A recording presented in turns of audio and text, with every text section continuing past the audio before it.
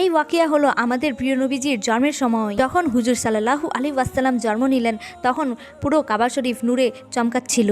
তিনি প্রথম এবং শেষ মানুষ ছিলেন যার জন্মের সময় পুরো দুনিয়াতে অলৌকিক ঘটনা ঘটেছিল।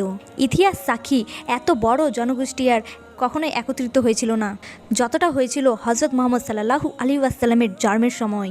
যখন আমাদের নবীজির জন্ম হয়েছিল তখন আমাদের নবীজি কোনো সাধারণ বাচ্চার মতো কান্না করছিলেন না। দাইমা নবীজিকে গোসল করাতে গিয়ে দেখে তিনি আগে থেকেই গোসল করানো ছিল। আপনার দাদা আপনাকে কোলে নিয়ে কাবা শরীফের দেওয়াল ছুঁয়ে আল্লাহর কাছে শুকরিয়া আদায় করলেন। উপস্থিত লোকজন বিচলিত হয়ে গেলেন। তারা নিজেদের মধ্যে কথা বলতে লাগলেন, এই নুরানি বাচ্চার নাম কি রাখা যায়। তখন নবীজির দাদা আব্দুল মুত্তালিব নবীজিকে কোলে নিয়ে মানুষের উদ্দেশ্যে বললেন, এরকম নুরানি বাচ্চা এর আগে কখনো জন্ম হয়নি। এর নূরে পুরো দুনিয়া আলোকিত হয়ে গেছে, তাই এর নাম হবে মুহাম্মদ। হ্যাঁ, মুহাম্মদ। উপস্থিত জনগণের মধ্যে ইয়া মুহাম্মদ স্লোগানে